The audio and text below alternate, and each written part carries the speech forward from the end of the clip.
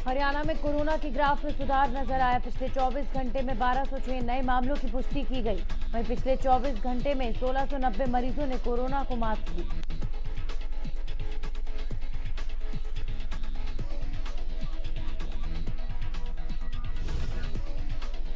PTI teachers के प्रतिनिधि मंडल ने सीएम मनोहर लाल से की मुलाकात। पीटीआई टीचर्स ने कहा कि सीएम ने विभाग में एडजस्ट करने का आश्वासन दिया है।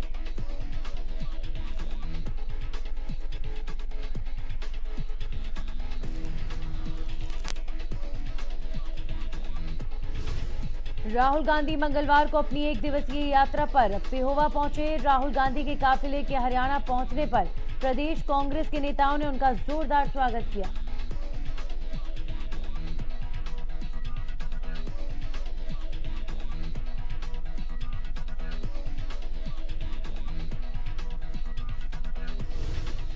राहुल गांधी ने मंच से केंद्र सरकार पर जमकर निशाना साधा। उन्होंने कहा कि कृषि कानून से लाखों लोग बेरोजगार हो गए हैं। अब किसान मंडी में अपनी फसल नहीं बेच पाएंगे।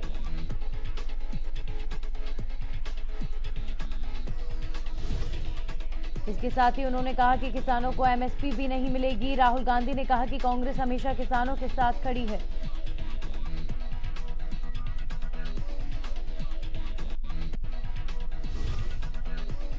पेहोवा में जनसभा को संबोधित करते हुए पूर्व मुख्यमंत्री भूपेंद्र सिंह हुड्डा ने भी केंद्र और प्रदेश सरकार को जमकर घेरा। उन्होंने कहा कि आज पूरा देश के अंदर किसान संकट में है। ये सरकार किसान विरोधी है। वहीं पेहोवा में प्रदेश कांग्रेस अध्यक्ष कुमारी शैलजा ने बीजेपी पर हमला बोलते हुए कहा कि कृषि कानून काला कानून है। हरियाणा के लोग कांग्रेस सरकार को याद कर रहे हैं।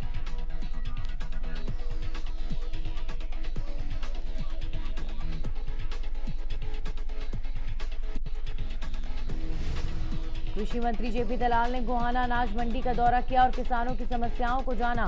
वहीं राहुल गांधी के हरियाणा दौरे पर भी निशाना साधा।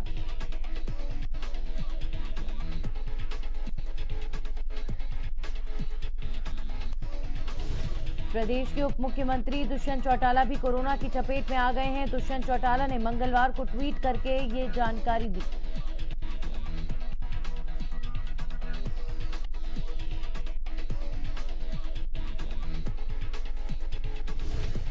इनेलो नेता अभय सिंह चौटाला फतेहाबाद पहुंचे, जहां उन्होंने कृषि कानूनों के विरोध में शहर में रोष मार्च निकाला। अभय ने तीनों कानूनों को किसानों के लिए काला कानून करार दिया।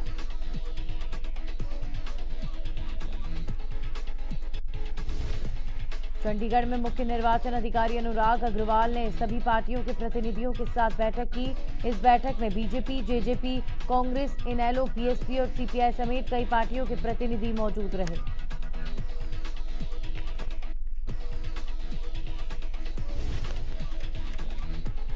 बड़ौदा उपचुनाव के मद्देनजर जिला निर्वाचन अधिकारी श्यामलाल पुनिया ने मंगलवार को लघु सचिवालय में प्रेस कॉन्फ्रेंस को संबोधित किया।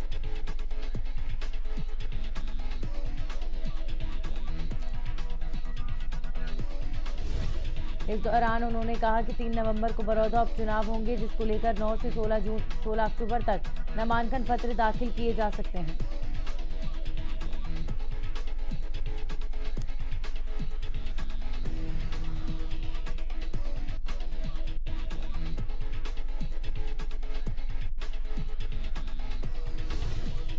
उन्होंने कहा कि नामांकन ऑनलाइन भी भरा जा सकता है, लेकिन निर्वाचन अधिकारी के सामने फिजिकली उपस्थित अनिवार्य होगी।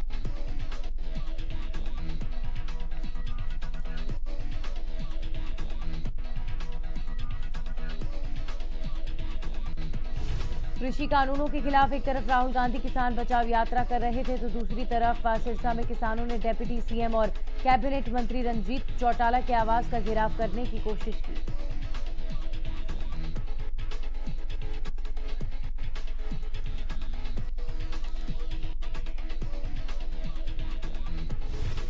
बरनाला रोड पर भूमर शाह चौक के दोनों ओर पुलिस ने सुरक्षा के कड़े बंदोबस्त किए थे। उप मुख्यमंत्री के आवास से करीब 150 मीटर पहले बैरिकेडिंग कर पुलिस ने सुरक्षा घेरा बना रखा है।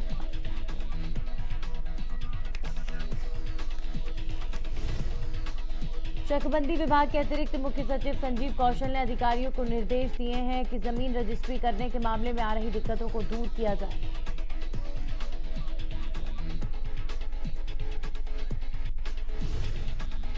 तो शाम अनाज मंडी में गेट पास न कटने की वजह से किसानों की बाजरे और मूंग की खरीद नहीं हो पा रही। किसानों को पिछले 4 दिन से अपनी फसल बेचने का इंतजार करना पड़ रहा है।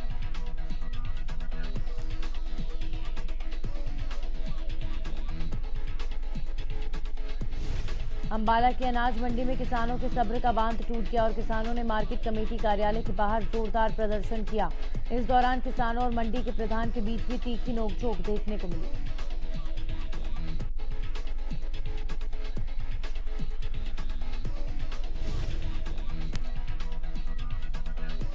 हरियाणवी सिंगर और डांसर सपना चौधरी के घर नन्हा मेहमान आया है। सपना चौधरी की मां बनने की खबर सोशल मीडिया पर वायरल होते ही उन्हें बधाई देने वालों का तांता लग गया।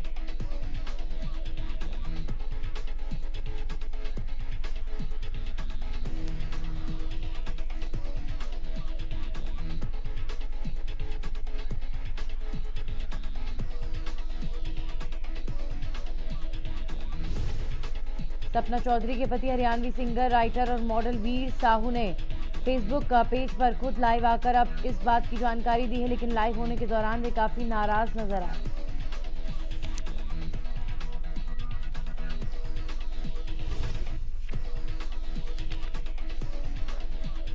सपना चौधरी के मां बनने के पोस्टर पर लोगों द्वारा दिए जाने वाली प्रतिक्रिया को लेकर उन्होंने जमकर भड़ास निकाली। वीर साहू ने कहा कि मैं पिता बन चुका हूं, लेकिन इस बात का दुख हो रहा है कि लोग इस बात पर बेहद अश्लील और भद्दे कमेंट कर रहे हैं।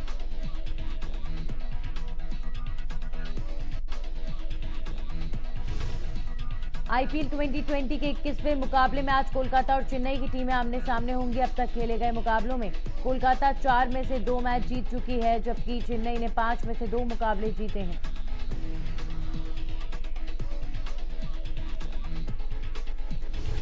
बीते मैच में शेन वॉटसन और फॉफ डुप्लेक्सिस ने 181 रन की नाबाद साझेदारी बनाकर चेन्नई को 10 विकेट से एक तरफा जीत दिलाई थी। ऐसे में अब देखना होगा कि धोनी के धुरंधर इस मैच में हावी होते हैं या दिनेश कार्तिक की टीम जीत दर्ज कर पाती है।